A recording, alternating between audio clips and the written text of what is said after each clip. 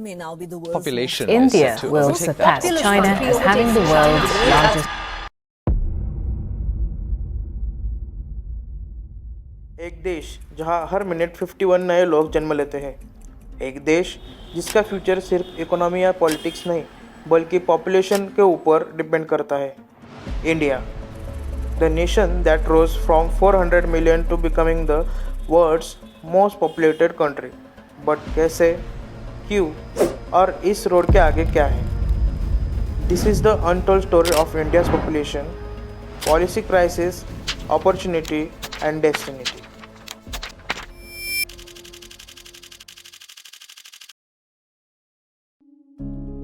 Nations are not destroyed by war. They fall silently.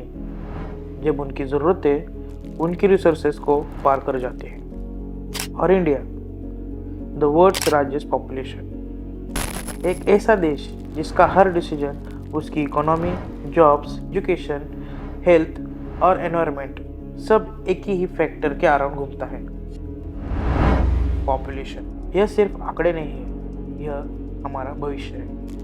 और यह story उस सच्चाई की है जो स्कूल बुक्स ने कभी नहीं बताई। 400 मिलियन से लेकर 1.44 बिलियन तक इंडिया का पॉपुलेशन कैसे एक्सप्लोड हुआ, गवर्नमेंट ने क्या क्या कोशिश की, आज हम कहाँ खड़े हैं और फ्यूचर में क्या होने वाला है। ब्लेसिंग्स और ticking bomb.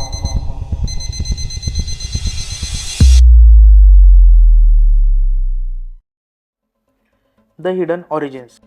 1960s world map एक अजीब इक्वेशन सॉल्व कर रहा था। जापान, दुनिया का पहला देश जिसने ऑफिशियली पॉपुलेशन कंट्रोल को पॉलिसी बनाया, लेकिन USSR pronatalist liberal abortion laws ने उसके इंटेंशंस पर सवाल उठाए। फिर एंट्री हुई इंडिया की, एक डेवलपिंग कंट्री, 400 मिलियन पॉपुलेशन और इंडिपेंडेंस के बाद रिसोर्सेज की कमी। 1947 से 1950 तक इंडिया रियलाइज एक साइलेंटली इमरजेंसी खड़ी हो रही है।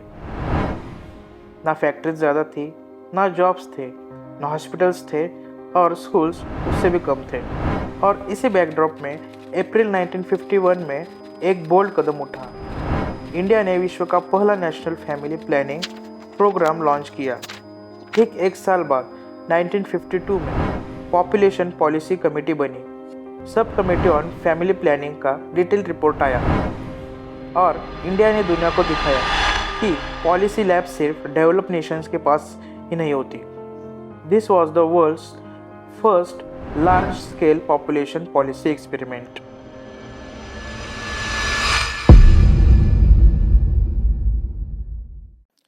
आज़ादी के कुछ ही साल बाद भारत तेजी से बदल रहा था, लेकिन एक चुनौती थी जो हर नीति, हर योजना के बीच खड़ी थी: तेजी से बढ़ती जनसंख्या। और इसी चुनौती को समझने के लिए 1952 में बनी पॉपुलेशन पॉलिसी कमेटी, भारत की पहली समिति जिसने देश की जनसंख्या नीति की नींव रखी। इस समिति के कुछ मुख्य कार्य थे, जैसे फैमिली प्लानिंग का साइंटिफिक एनालिसिस करना, birth control, health centres, hospitals, campaigns और प्लानिंग कमीशंस को ऑर्गेनाइज करना। तो कमेटी ने पहले फैमिली प्लानिंग का वैज्ञानिक विश्लेषण किया। कमेटी ने सबसे पहले यह समझने की कोशिश की कि भारत की आबादी इतनी तेज़ी से क्यों बढ़ रही है। उन्होंने सिर्फ आंकड़ों को नहीं देखा, बल्कि समाज की जड़ों में उतरकर अध्ययन किया, जैसे ग्रामीण इलाकों में कम शिक्षा, आर्थिक असुरक्षा, बाल विवाह, मातृ स्वास्थ्य की कमी और बड़े परिवार को सामाजिक प्रतिष्ठा मानने की परंपरा। इन जैसे वैज्ञानिक अध्ययन ने पहली बार भारत को यह आईना दिखाया कि जनसंख्या वृद्धि सिर्फ संख्या का सवाल नहीं है, बल्कि सामाजिक वास्तविकताओं का परिणाम है। दूसरा आता है बर्थ कंट्रोल मेथड्स की अनुशंसा करना। यह वही समय था जब दुनिया में आधुनिक कॉन्ट्रासेप्टिव्स पर रिसर्च बढ़ रही थी। कमेटी ने भारत के लिए पहली बार अनुशंसा जारी की कि जन्म के बीच अंतर रखना, कंडोम्स और अन्य कॉन्ट्रासेप्टिव्स का उपयोग लाना, जैसे निरोध, IoT जैसे मॉडर्न डिवाइसेस का क्लिनिकल ट्रायल्स करना। यह वह पल था जब भारत ने स्वीकार किया कि परिवार नियोजन सिर्फ सलाह नहीं, एक वैज्ञानिक प्रक्रिया है। हेल्थ सिस्टम्स के भीतर फैमिली प्लानिंग। कमेटी ने कहा, अगर परिवार नियोजन सिर्फ कागज पर रहा तो इसका असर नहीं होगा। इसलिए सुझाव दिया गया कि district hospitals, primary health centres और सब सेंटर्स, इन सभी में फैमिली प्लानिंग सर्विसेज जोड़ी जाए। स्वास्थ्य व्यवस्था ही अब जनसंख्या नियंत्रण का आधार बनेगी।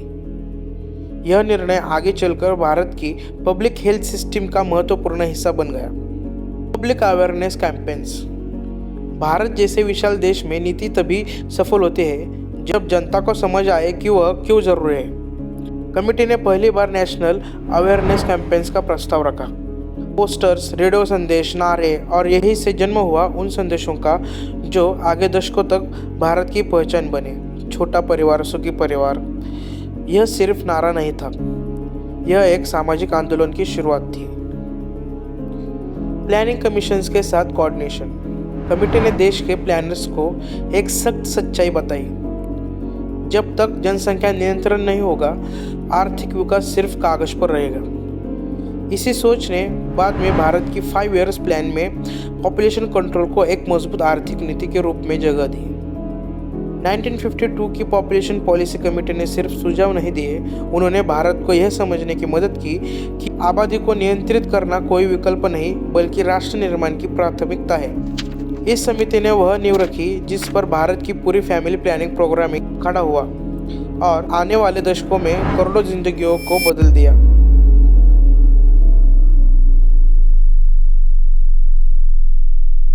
चलिए देखते हैं इंडिया का पॉपुलेशन एकदम से एक्सप्लोड कैसे हुआ। चैप्टर 1, डेथ रेट गिरा, बर्थ रेट नहीं। पॉपुलेशन एक्सप्लोजन की सबसे बड़ी वजह सिर पे का आंकड़ा नहीं था। मौतें कम हो रही थी पर जन्म रुक नहीं रहे थे। इंडिपेंडेंस के बाद वैक्सीनेशन कैंपेन शुरू हुए। स्मॉल पॉक्स, मलेरिया, इन जैसे रोग ड्रास्टिकली कम हुए। एंटीबायोटिक्स आने से लाखों जानें बची। मेडिकल एक्सेस बढ़ा। पहली बार भारत में लोग ज़्यादा जीने लगे। लेकिन बर्थ रेट वही रहा, कई जगह तो और बढ़ गया। इमेजिन करो, पहले 10 में से 4 बच्चे सर्वाइव करते थे, अब 10 में से 9 सर्वाइव करने लगे। पॉपुलेशन क्यों नहीं बढ़ेगा? यह इंडिया का डेमोग्राफिक एक्सप्लोजन का पहला स्पार्क था। Chapter 2, agrarian society, large families is equal to survivor strategy. India का असली दिल गांव में धड़कता था और गांवों का गणित सिंपल था। हर बच्चा एक मजदूर, एक कमाने वाला और एक सहारा। बिग फैमिलीज के बहुत कारण थे, जैसे खेती में ज़्यादा हाथों की मदद होती थी, ज़्यादा बच्चे मतलब ज़्यादा कमाई, और बुढ़ापे में बेटों पर निर्भर था। गाँव में बच्चे भगवान का उपहार नहीं, एक इन्वेस्टमेंट मानने जाते थे। This cultural economic structure triggered unstoppable growth. Chapter 3, marriage age too early too long. उस जमाने में जहाँ बचपन खत्म होने से पहले ही शादी शुरू हो जाती थी, जहाँ लड़कियों की उम्र 14 से 16 साल होती थी और लड़कों की 18 से 20 साल होती थी, और कई जगह लड़कों की उम्र उससे भी ज़्यादा थी। Early marriage is equal to 30 to 35 years of fertility windows. इतने लंबे रिप्रोडक्टिव ईयर्स का मतलब ज़्यादा प्रेगनेंसीज, ज़्यादा बच्चे और ज़्यादा population growth. Chapter 4, zero access to contraception. आज हम इजीली कॉन्ट्रासेप्टिव्स की बात करते हैं, लेकिन उस दौर में ये शब्द ही रेयर था। 1950s से 70s तक कॉन्डम्स अनअवेलेबल थे, पिल्स रेयर थी, IUD उनकी तो जानकारी ही नहीं थी। उस समय कोई भी शॉप या दुकानों में फैमिली प्लानिंग के प्रोडक्ट कोई रखते नहीं थे। अवेयरनेस ऑलमोस्ट जीरो था। इंडिया पॉपुलेशन कंट्रोल करना चाहता तो था, लेकिन उसके पास कोई रिसोर्सेस ही नहीं थे। Chapter 5, belief systems, sons, honour and blessings. India के परिवार सिर्फ बायोलॉजी से नहीं बनते थे, बिलीफ से बनते थे।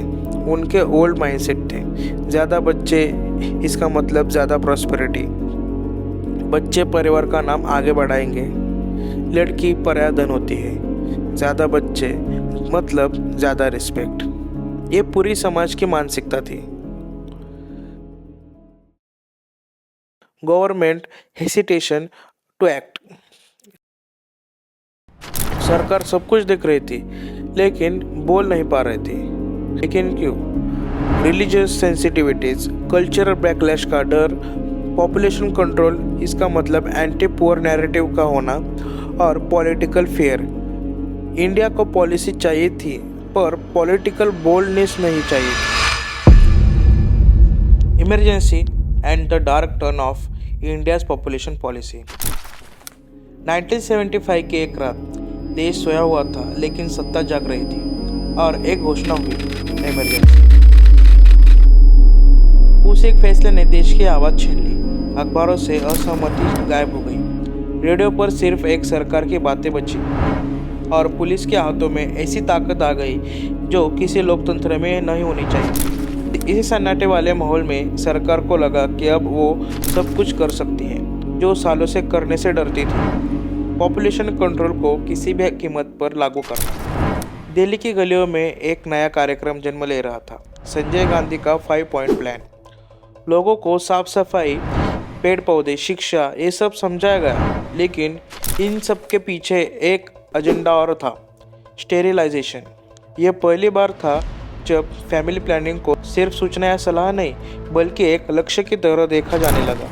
कितने लोगों की नसबंदी करवानी है इसके नंबर फाइलों में तय किए जाने लगे, जैसे पॉपुलेशन कंट्रोल नहीं बल्कि कोई फैक्टर आउटपुट चल रही हो। उसी साल देश के कई इलाकों में अजीब तनाव फैलने लगा। बस डिपो के पास खड़े पूर्व शासक गायब हो जाते थे। स्लम में रहने वाले मजदूरों को लाइन में खड़ा कर दिया जाता था। कुछ को समझा कर ले जाया जाता था और कुछ को नौकरी और राशन के लालच में ले जाया जाता था। लेकिन कई ऐसे थे जिन्हें किसी कंसर्न की इजाज़त ही नहीं मिली। धीरे धीरे स्टेरिलाइजेशन सिर्फ एक मेडिकल प्रोसीजर नहीं रहा, एक डर, एक अफवाह, एक खामोश और एक खौफ बन गया। शहरों में खबरें फैलने लगी, बस स्टैंड मत जाओ, पकड़ कर ले जाते हैं, रेशन कार्ड देने से पहले सर्टिफिकेट मांगते हैं, और ग्रामीण इलाकों में तो गांव खाली होने लगे। लोग फसल छोड़कर भाग जाते सिर्फ इसीलिए कि कहीं सरकारी गाड़ी उनके गली में ना मुड़ाए। इमरजेंसी के 2 सालों में डर इतना गहरा हो गया कि पॉपुलेशन कंट्रोल शब्द ही जहर बन गया। फैमिली प्लानिंग को लोग दुख, ह्यूमिलेशन, ज़बरदस्ती से जोड़ने लगे। फिर 1977 आया, इमरजेंसी खत्म हुई और पहली बार लोगों को बोलने का मौका मिला। देश भर में एक ही भावना थी, गुस्सा। बैलेट बॉक्स में वो गुस्सा फूट गया और नतीजे ने इतिहास बदल दिया। इंदिरा गांधी की सरकार गिर गई। लोगों ने साफ संदेश दे दिया, हमारे देह पर हमारा हक, हमारे मर्जी के बिना कोई फैसला नहीं। इमरजेंसी के बाद सरकारों ने दशकों तक इस दर्द को ठीक करने की कोशिश की। फोर्स मेथड की पूरी तरह बैन हो गया। फैमिली प्लानिंग का नाम बदलकर फैमिली वेलफेयर कर दिया गया और अप्रोच बदल गई। अब डर नहीं, शिक्षा, प्रेशर नहीं, अवेयरनेस, और टारगेट्स नहीं, ट्रस्ट। इमरजेंसी ने भारत को एक कड़वी सीख दी कि पॉपुलेशन कंट्रोल तब सफल होती है जब लोग भरोसा करें, ना कि तब जब सरकार जोर से उसके दरवाजे खटखटाए। फ्यूचर, ओवर पॉपुलेशन, वरदान या अभिशाप। 1.4 अरब लोग, इतनी आबादी किसी देश को महान बना सकती है, और अगर संभली न जाए तो वही आबादी उसका सबसे बड़ा संकट बन जाती है। इंडिया आज दुनिया का सबसे यंग देश है। हर गली, हर कॉलोनी, हर क्लासरूम में जवानी भरी पड़ी है। हाथों में एनर्जी है, आंखों में सपने हैं। अगर ये सारी जवानी काम पर लग जाए, अगर इन्हीं हाथों में स्किल्स मिले, डायरेक्शन मिले, तो ये भीड़ नहीं, फोर्स बन जाती है। कभी चाइना भी यही खड़ा था, यंग पॉपुलेशन, फैक्ट्रीज, डिसिप्लिन, और एक दिन पूरी दुनिया मेड इन चाइना कहने लगा। इंडिया के पास भी वही मौका है। 1.4 बिलियन लोग, 1.4 बिलियन कस्टमर्स, इसीलिए दुनिया की बड़ी कंपनीज इंडिया की तरफ देखती है। यहाँ मार्केट है, डिमांड है, पैसा है, और सिर्फ पैसा ही नहीं, आइडियाज़ भी है। जितने ज़्यादा लोग उतनी ज़्यादा प्रॉब्लम्स और उतनी ही ज़्यादा सॉल्यूशंस। इसी भीड़ में से स्टार्टअप्स निकलते हैं, इनोवेटर्स निकलते हैं और कभी कभी दुनिया बदलने वाले दिमाग भी। इसी वजह से आज इंडिया ग्लोबल टेबल पर बैठा है, सिर्फ सुनने के लिए नहीं, बोलने के लिए। लेकिन कहानी यही खत्म नहीं होती। हर ताकत अगर बिना प्लानिंग की बढ़े तो वो बोझ बन जाती है। हर साल लाखों स्टूडेंट्स डिग्री लेकर निकलते हैं, हाथ में सर्टिफिकेट पर सामने खाली रोड। जॉब्स लिमिटेड है, कंपटीशन ब्रूटल है, टैलेंट ज़्यादा होता है और फ्रस्ट्रेशन जन्म लेती है। गांव से शहर, शहर से स्लम। शहर ग्रो नहीं कर रहे, वो फट रहे हैं। ट्रैफिक जैम सिर्फ रोड्स पर नहीं, जिंदगी में भी लग चुका है। और जैसे जैसे पॉपुलेशन बढ़ती है वैसे वैसे जंगल कटते जाते हैं, हवा भारी हो जाती है, नदियाँ थक जाती है। नेचर चुप रहता है पर भूलता नहीं। हॉस्पिटल्स में बेड्स कम पड़ने लगते हैं, एक बीमारी आती है और हजारों लोग लाइन में लग जाते हैं। समस्या पॉपुलेशन का नहीं है, समस्या है प्लानिंग का। पॉपुलेशन अपने आप में ना अच्छी होती है ना बुरी, ये सिर्फ एक दाग है। अगर कंट्रोल में रखी जाए तो रोशनी देती है, ताकत देती है, देश को आगे बढ़ाती है। और अगर हाथ से छूट जाए तो सब कुछ जला देती है। इंडिया का फ्यूचर इसी बात पर डिपेंड करता है कि हम अपनी पॉपुलेशन को बोझ बना देते हैं या शक्ति। 1.4 अरब लोग या तो हिस्ट्री लिखेंगे या तो हिस्ट्री का बोझ बन जाएंगे। चॉइस आज है, कल नहीं। एक सुबह भारत जागता है, शहरों की सड़कों पर भीड़ है, ट्रेनों में जगह कम पड़ रही है और गाँवों में पानी के लिए लंबी कतारें लगी है। ये सब देखकर एक सवाल हवा में तैर रहा है, क्या समस्या लोग हैं या हमारी तैयारी?